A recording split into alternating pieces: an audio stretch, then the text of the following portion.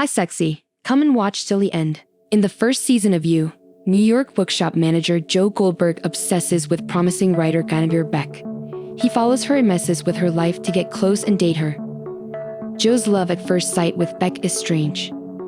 He fantasizes about being with her and justifies his bad actions for love. Joe sneaks into Beck's room and observes her all day. Joe miraculously saves Beck as she falls over the railway tracks inebriated. When she gets a new phone, he snatches it to listen to her.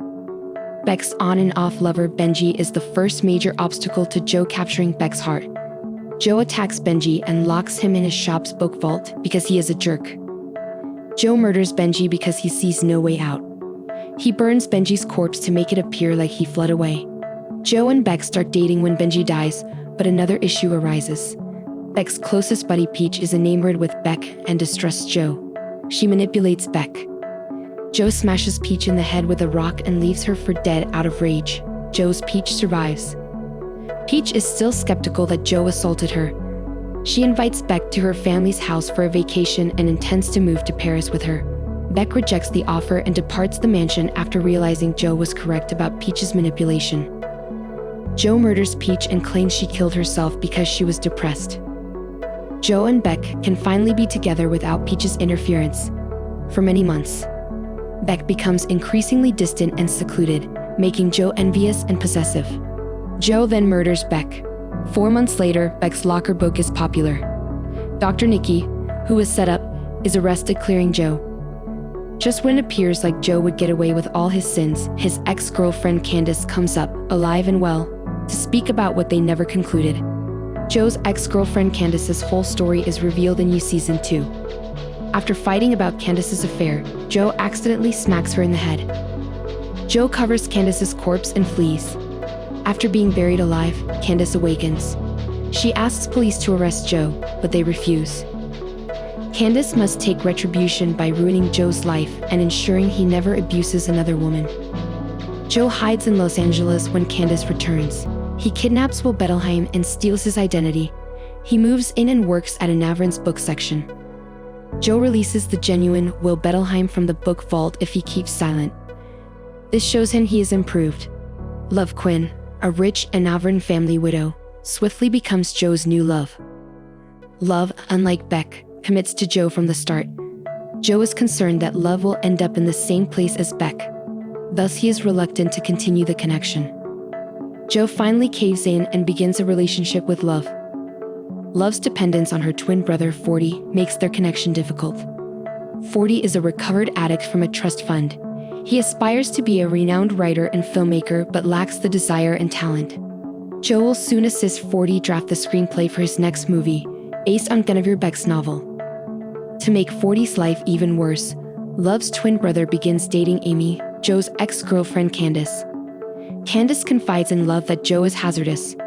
Unfortunately, Love believes Joe that Candace is simply a psychotic ex-girlfriend who wants revenge.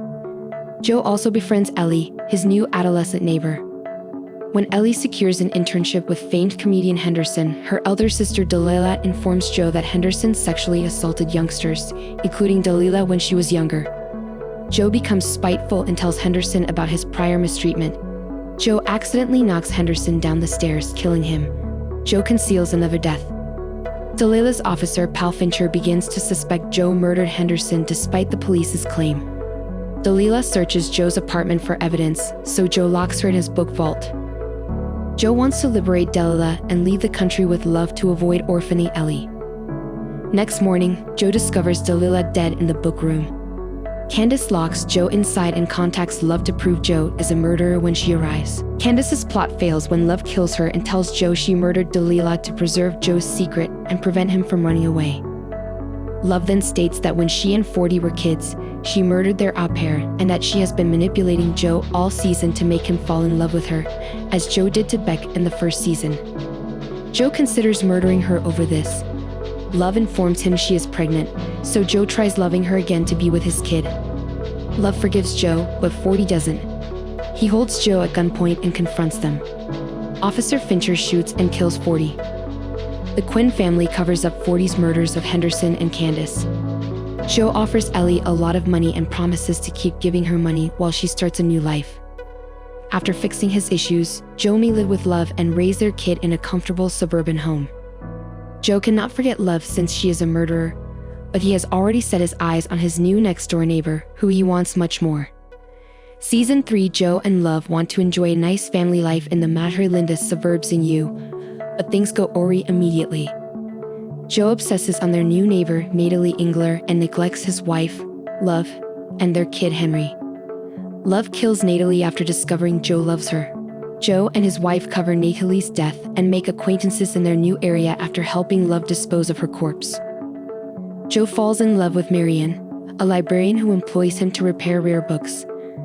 Joe follows Ryan to support his new girlfriend after learning that Marianne's ex-husband used foul methods to acquire custody of their small kid. Ryan discovers Joe is following him, forcing Joe to murder him. Love opens a bakery and installs an underground plexiglass vault. When Gil, a local anti-vaccination campaigner, accidentally gives Henry the measles, Love blames Gil for Natalie's death. Love befriends popular monk Sherry Conrad. She proposes an open relationship with Love and Joe with her husband Carrie. Joe accepts because he wants to divorce. Joe and Love accidentally admit they killed Natalie while having new sexual escapades with the Conrads. Joe and Love must control the Conrads and lock them in the plastic vault, which the odd Conrads like. Love begins a new connection while Joe pulls away to pursue his new interest. Theo, a college student, falls in love fast. Love discovers that Theo is the stepson of Natalie's murdered husband, Matthew Engler. Theo informs Love that Matthew does not think Gil is the murderer and has been observing Madre Linda's residence without authorization. After Matthew gave up, Theo witnessed Joe driving Natalie's vehicle on tape and raced to the bakery to warn Love about her husband's misdeeds. Theo discovers the Conrads imprisoned in the bakery. Joe protects him when Love knocks him unconscious.